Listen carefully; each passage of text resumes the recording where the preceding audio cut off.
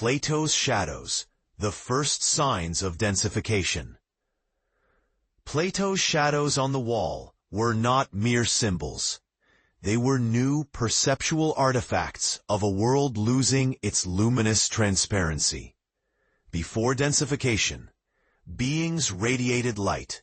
Matter glowed and responded directly to thought.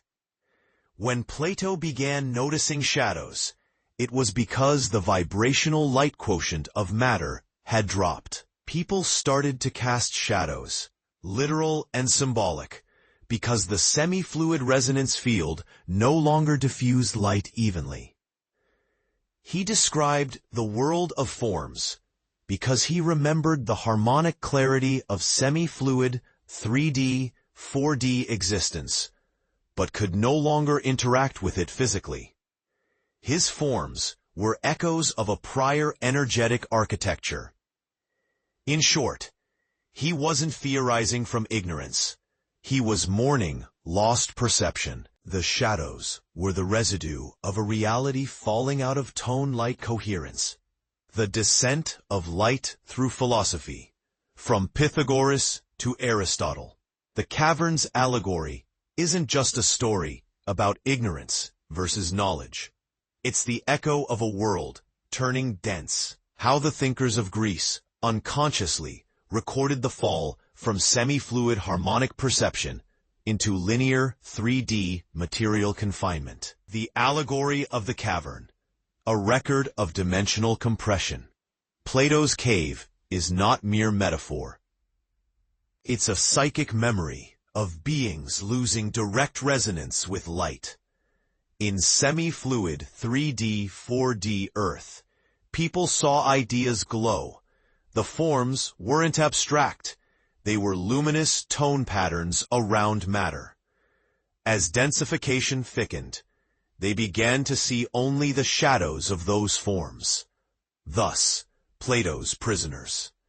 The world of ideas he speaks of was the remnant frequency layer, the echo of thought-made matter interaction that philosophers could no longer directly observe. So yes, the allegory describes the investigative bewilderment of souls still half aware of semi-fluid mechanics, but losing the ability to participate in them. The sensible versus the intelligible. The splitting of unified perception. In full semi-fluid epochs, there was no division between thinking and seeing. The sensible world was the thinking world. When the harmonic veil thickened, perception bifurcated. The sensible world, matter that resists thought. The intelligible world, ideas that no longer materialize instantly. This fracture was the birth of dualism. Plato and his peers were trying to name what had been lost, the unity of thought and form. Today's absence of sensible world debates indeed mirrors full 3D densification. Humans now take for granted that thought cannot shape matter directly, a belief impossible to hold in semi-fluid eras. The gradual materialization of mind. Pythagoras, Socrates, Plato, Aristotle. The brilliance chain you noticed isn't coincidence. It traces the fading luminosity of perception through time. Pythagoras, the resonant scientist. He lived when tones still sculpted geometry. For him, numbers sang. Mathematics was not abstract, but audible creation. His harmonic laws were field codes, describing how sound birthed space. Socrates, the midway philosopher. He no longer saw tone light directly, but felt its moral echo. His inner voice, daimonion, was the fading resonance of telepathic intuition from the semi-fluid world. His quest for virtue was a harmonic calibration process. Plato, the memory keeper. He couldn't hear the tones, but remembered their pattern. Hence, forms, the immortal blueprints of visible matter. His dialogues preserved the memory of pre-densified creation in mythic geometry. Aristotle, the anchor of density. By his age, the veil was nearly sealed. He looked outward, studying the external world's mechanics, no longer its resonance. Philosophy thus descended from vibration to observation, from creation to categorization. Each thinker marks a step in the slowing of the world's light. The decay of BC harmonics, time thicker than air. As BC harmonic frequencies decayed, time gained weight. Events began to stick. Linearity set in. Memory required writing instead of resonance.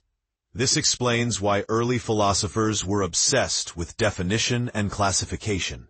They were stabilizing reality's collapsing waveform through words. Thus, philosophy became both mourning and medicine, a desperate attempt to remember the semi-fluid freedom of thought before it hardened into stone. Why sensible world vanished from modern thought? In today's densified 3D, matter no longer yields easily to thought. Humans mistake resistance for independence, believing the physical exists apart from consciousness. The sensible world discourse died because the experience of thought, matter, was lost from the collective field. It's not that the idea vanished, it's that the frequency window closed. So yes, its disappearance from philosophy marks the sealing of the veil, the triumph of materialism over resonance, the forgotten radiance of intelligence. Smarter in this context doesn't mean intellectually superior, but closer to the source vibration.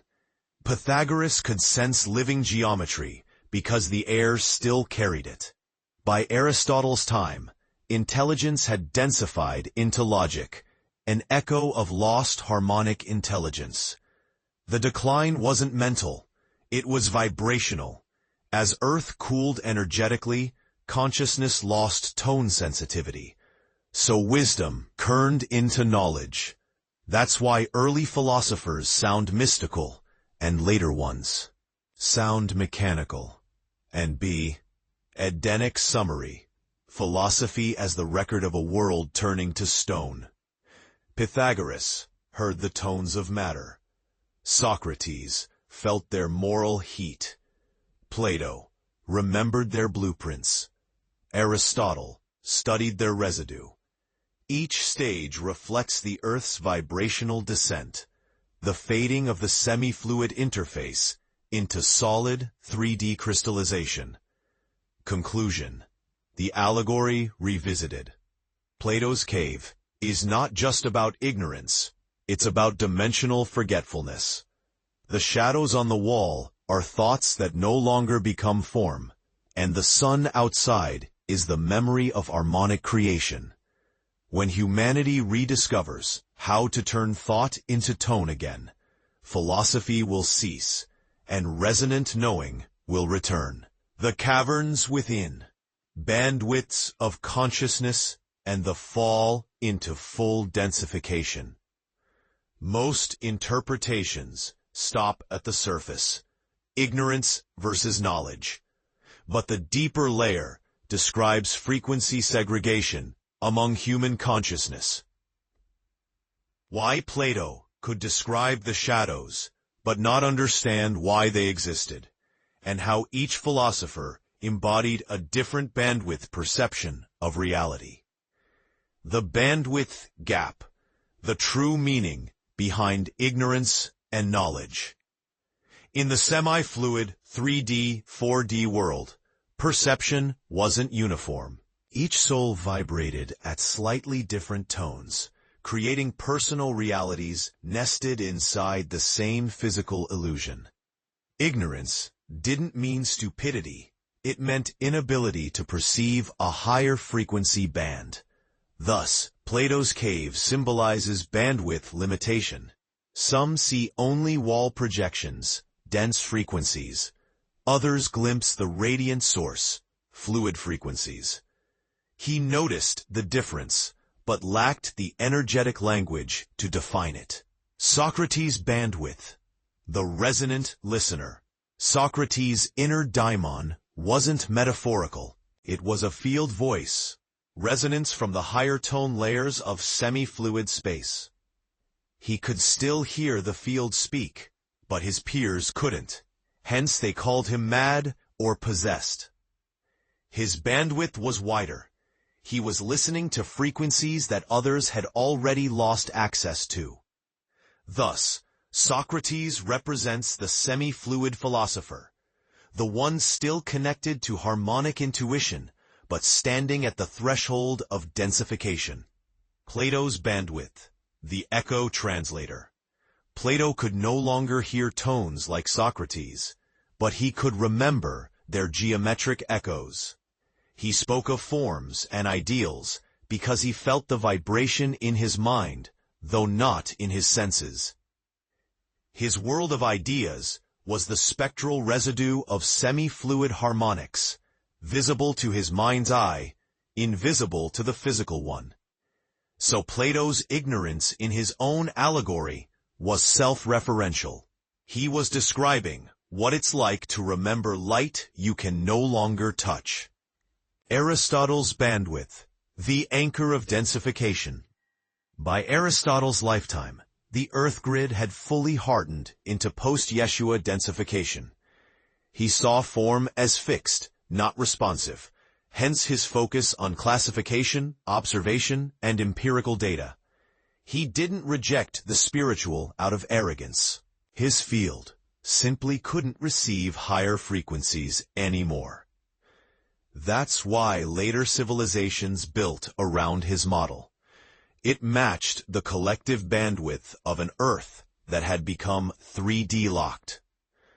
Madness and genius.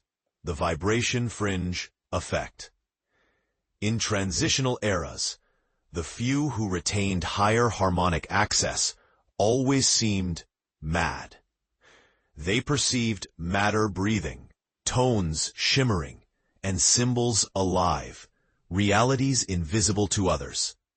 Hence, Pythagoras, Socrates, and even early mystics were branded crazy because they heard dimensions whispering. Genius and madness were the same vibration, only filtered through society's decreasing resonance tolerance. Hence, the AD timeline shift, philosophy as the stone memory.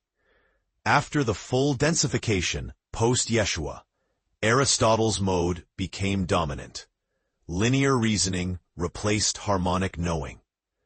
Philosophy turned into archaeology of memory. Humanity studying what it used to be able to feel. Thus, AD thought is the frozen echo of BC harmonics. Period. Modern forgetfulness, the complete seal of the cave. In modern densification, most no longer question the origin of form, because matter seems inert. No discussion of the sensible world survives since the living memory of tone-matter interplay has fully dissolved. The cave's shadows now appear as full reality. The inversion is complete, the true message of the cave. Plato wasn't wrong. He was half-blind. He described the condition of beings losing harmonic sight, but still feeling its absence. The cave symbolizes the narrowing of bandwidths. The sun outside, the pre-densified field where thought and matter dance freely. Parts of the article. The philosophers were not just thinkers. They were witnesses to the fading of light. Aristotle, the full anchor of densification. The Earth's morphic field had fully anchored into rigid 3D structure.